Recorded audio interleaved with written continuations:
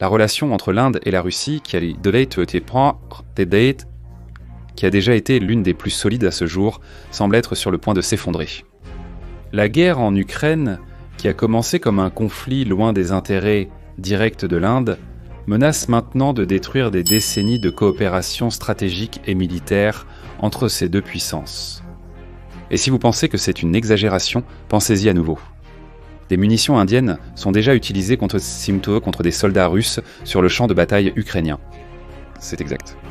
L'Inde, qui pendant des décennies a été l'un des plus grands acheteurs d'armes de la Russie, peut maintenant être indirectement en train d'aider l'Ukraine à repousser les forces de Vladimir Poutine.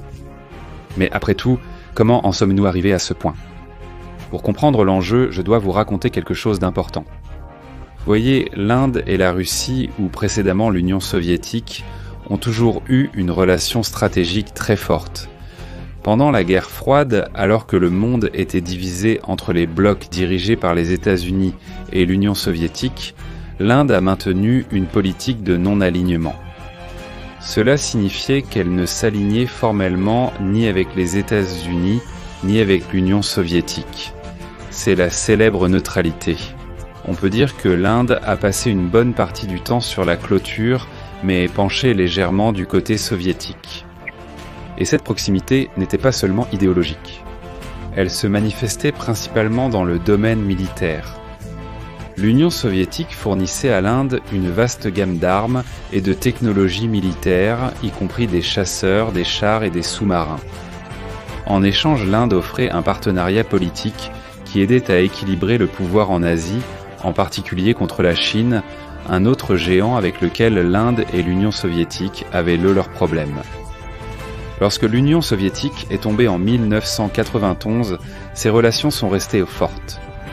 La Russie a continué à être le plus grand fournisseur d'armes pour l'Inde et la coopération entre les deux pays est restée inébranlable. Du moins, c'est ce qu'il semblait. C'est alors qu'en février 2022, les choses ont commencé à changer. La raison ? L'invasion russe en Ukraine. Alors que le monde occidental condamnait fermement l'action de Poutine et mettait la Russie sous pression avec de lourdes sanctions économiques, l'Inde a adopté une position de neutralité stratégique. Elle a refusé de condamner directement la Russie, s'est abstenue lors de votes critiques à l'Organisation des Nations Unies et en même temps a continué à acheter du pétrole russe à des prix réduits. Cependant, cette neutralité n'a pas plu à tout le monde. L'Occident, en particulier les États-Unis, mettait la pression sur l'Inde pour qu'elle se positionne contre la Russie. Mais l'Inde, qui dépend fortement du pétrole russe et possède encore un grand stock d'équipements militaires russes, a résisté à cette pression. Elle est restée fermement au milieu, essayant d'équilibrer ses relations entre la Russie et les États-Unis. Mais l'histoire nous montre que rester sur la clôture ne fonctionne pas très bien. Et puis quelque chose d'inattendu s'est produit. Récemment, des rapports choquants ont révélé que des munitions fabriquées par des entreprises indiennes étaient utilisées par les forces ukrainiennes contre les troupes russes. Selon une enquête de l'agence de presse Reuters, des munitions fabriquées en Inde et vendues à des pays comme l'Italie et la République tchèque ont fini entre les mains des Ukrainiens. Cela représenterait déjà un sérieux problème diplomatique. Mais attendez, ça peut encore empirer. Ces munitions sont utilisées directement contre l'allié de longue date de l'Inde, la Russie. Vous vous demandez peut-être, d'accord, mais comment cela s'est-il passé ? Eh bien, l'Inde a vendu ces munitions à d'autres pays sous des contrats qui, en théorie, empêchaient que des rançolian contre un soit soit redirigés vers des quartières. Cependant, il semble que ces pays, comme l'Italie et la République tchèque, ont fini par envoyer ces armes en Ukraine. Et même après que la Russie a soulevé la question avec l'Inde à plusieurs reprises, le gouvernement indien n'a rien fait pour empêcher que ces armes soient utilisées dans le conflit. Et comme vous pouvez l'imaginer, les Russes étaient des furieux de cela. Un officiel russe qui a préféré rester anonyme a même déclaré dans une interview à Al Jazeera qu'il y a des preuves abondantes que les munitions indiennes sont utilisées par les forces ukrainiennes. Il y a même des photographies qui le montrent. Pour la Russie, c'est une trahison et il n'est pas difficile de comprendre pourquoi. Cette déclaration a clairement montré que les Russes, qui voient à l'Inde comme un allié fiable et un client constant de leurs armes depuis des années, se sentent maintenant durement trahis.